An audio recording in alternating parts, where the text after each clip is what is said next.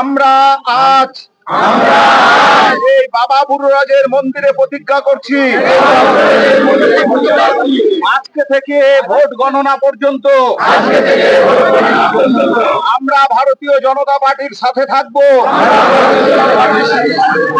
বাধা আমাদের সামনে আসুক, সব অতিক্রম করে আমাদের বাড়ি, আমাদের পাড়া, আমাদের সমাজ, আমাদের বিধানসভাকে জেতাবো এবং আমরা আমাদের যে প্রার্থী গোপাল চট্টোপাধ্যায়কে আমরা বিধানসভায় এমএলএ হিসেবে দেখবো। এটা আজ আমরা বাবার সামনে প্রতিজ্ঞা করে যাচ্ছি। এই প্রতিজ্ঞা আমরা যেন কোনো রকমেই খর্ব করব না।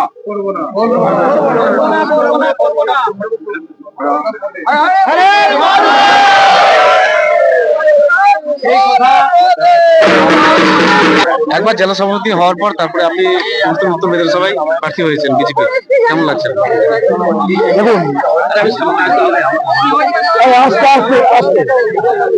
দেখুন, দলের সভাপতি হওয়া প্রার্থী হওয়া আমার বড় বিষয় নয়। আমি সৌভাগ্যবান যে আমি বাল্যাবস্থা থেকে রাষ্ট্রসেবার কাজে নিজেকে নিয়োগ করতে পেরেছি।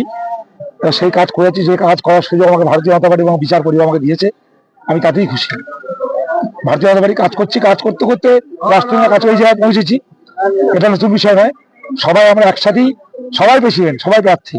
আমাদের একটাই লক্ষ্য হচ্ছে পদ্মফুলকে পশ্চিমবঙ্গের ক্ষমতায় এনে এই কুশাসনের সরকারকে উচ্ছেদ করে সুশাসন প্রতিষ্ঠা করা।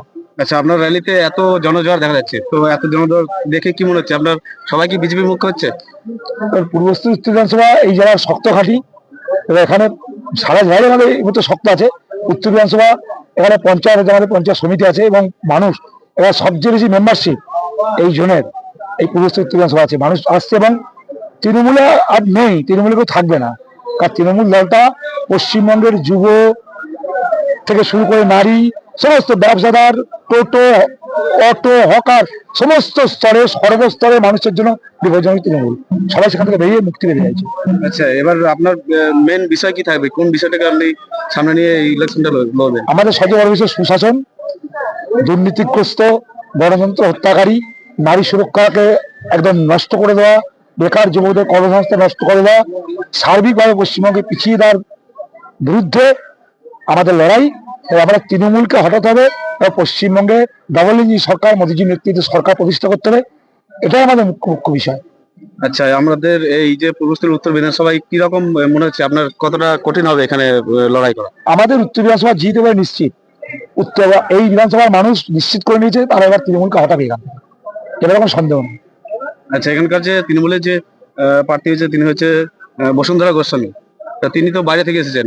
এই ক্ষেত্রে লোকাল লোকের সঙ্গে কি রকম মনে হচ্ছে? তারা কি রকম বার্তা দিচ্ছে? দেখুন, এটা বিধানসভা নির্বাচন, যে কোনো পশ্চিমবঙ্গের যে কোনো জায়গার লোক যে কোনো জায়গায় প্রতিনিধিত্ব করতে পারে, এটা গণতন্ত্রের নিয়ম। বাইরে থেকে এসে বেআইনি কিছু কাজ করেননি, অহেতুক রাজনীতি করতে চায়। কিন্তু প্রশ্ন হচ্ছে বসুন্ধরা গোস্বামী দাঁড়ান আর তপন চ্যাটার্জি দাঁড়ান, রবি চ্যাটার্জি দাঁড়ান, যিনি দাঁড়ান, তৃণমূলের প্রতীকে যিনি দাঁড়াবেন তাকে এই বিধানসভা মানুষ বর্জন করবে। এটাই যে মূল বিষয়। এবার কি মনে হচ্ছে, জয় নিশ্চিত মনে হচ্ছে আপনার? একদম নিশ্চিত। কত পার্সেন্ট নিশ্চিত মনে হচ্ছে? হ্যাঁ, একদম 100%। কি বলছে আপনাদের পার্টি, কি আপনাদের মত হয়েছে? একদম আমাদের মনের মতো পার্টি পেয়েছি আমরা। কি বলেছে? ধন্যবাদ জানাই। কি বলেছে? পরিবর্তন হবে বলে মনে হচ্ছে? একদম পরিবর্তন তো হয়ে গেছে অনেক আগে। আমরা নতুন করে পার্টি পেয়ে আমরা পুরোপুরি পরিবর্তন পেয়ে গেছি।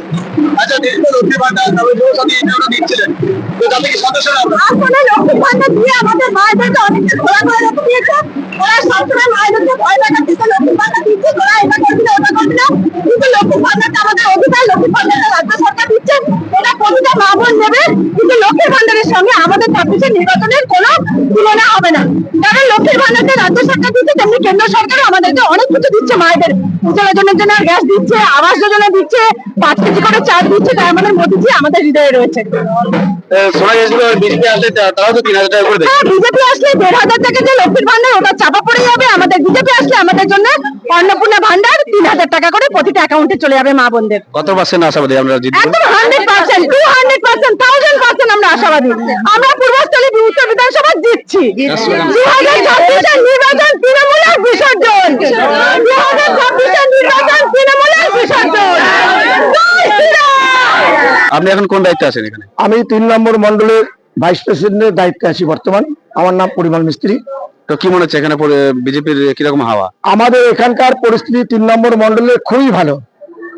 আমরা প্রত্যেকে নতুন পুরনো যারা আমরা আছি, আমাদের প্রাক্তন মন্ডল সভাপতি অতুল চন্দ্র দাস মহাশয় এবং আমাদের যে প্রাক্তন জেলার সভাপতি গোপাল চন্দ্র চট্টোপাধ্যায়, যে আমাদের আজকে ভারতীয় জনতা পার্টির মনোনীত প্রার্থী হিসাবে উনি যে উত্তরে টিকিট পেয়েছেন, আমাদের খুব সৌভাগ্য।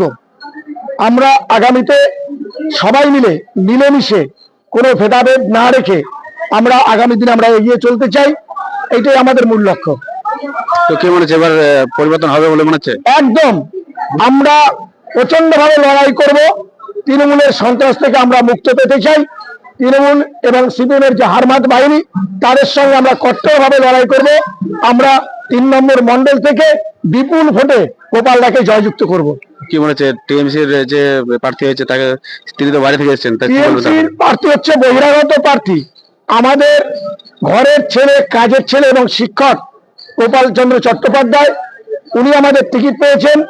উনি আমাদের কাছের মানুষ, ওনাকে বিপদে আপদে আমরা সবসময় কাছে পাবো, এইটাই আমাদের মূল লক্ষ্য। উনি বাইরে থেকে আসছেন, বসুন্ধরা গোস্বামী, উনি বাইরে থেকে আসছেন, উনি আবার চলে যাবেন, ওনাকে কাছে কেউ পাবে না। কাজী বিভ্রান্ত সৃষ্টি করার কোনো কারণ নেই।